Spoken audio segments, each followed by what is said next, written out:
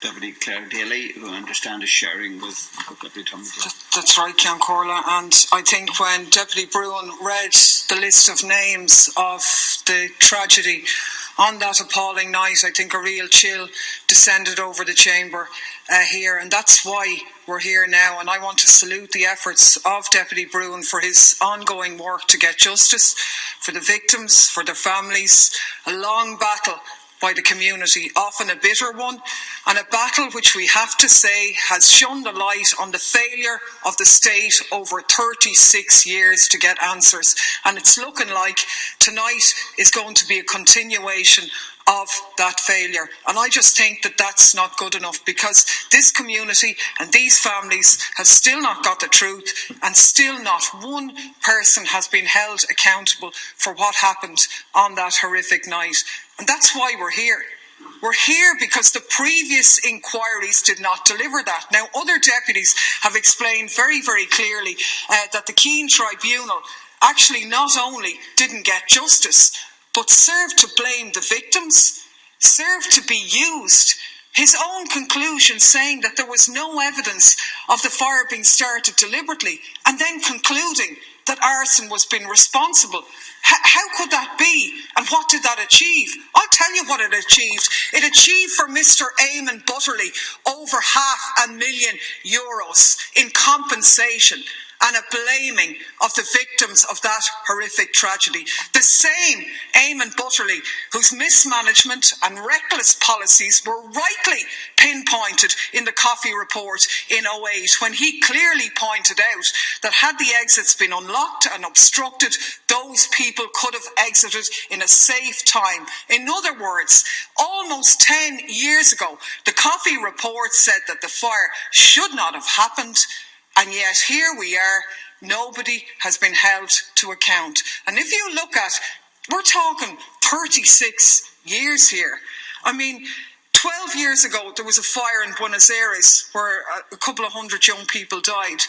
The promoter was sentenced under criminal negligence charges. In Bangkok, 7 years ago, 67 young people died. The owner of the nightclub was imprisoned and charged, so were 12 other people.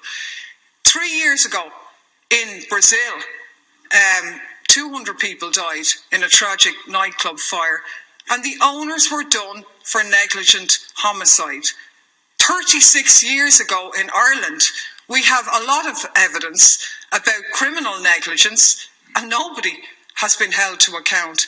And I have to say, what the government is putting forward, you can dress it up whatever way you like, but it is actually delaying things further. And the reason for that, I find it an affront actually, that what's delivering this is a coalition of Fine Gael and Fianna Fáil, and sadly supported by Deputy McGrath, even on this position, the same parties that have been in government over the past 36 years and have had these reports. And the only reason this is on the table of the House today is because Deputy Broughan pushed for it to be here. We know how limited speaking time opposition deputies get here. Our group gets an opportunity once a Dáil term. That's what we get. And it's only because Deputy Broughan has chosen to prioritise this issue that it's here. And we know that this House previously has agreed to commissions of investigation. The last Dáil agreed to one in the Grace inquiry. It hasn't even been set up yet. So by not even agreeing to the motion to set up an inquiry, but to have a pre-inquiry, when Paul Coffey, who did exactly that almost 10 years ago, said there should be a public inquiry. Lads, I really think you should revise your stance on this. You have until tomorrow to deliver it. A delay is not going to be good enough. People want the truth. They want accountability. Other jurisdictions have got it. The horror runs deep. Even as we went outside, the number of staff members, the number of people who were here, who were young people in Dublin at the time that tragedy, the legacy runs deep, and it will not end unless there's a full inquiry. So I'd just like to appeal to the government to pull back even now and support Deputy Broughan's original motion.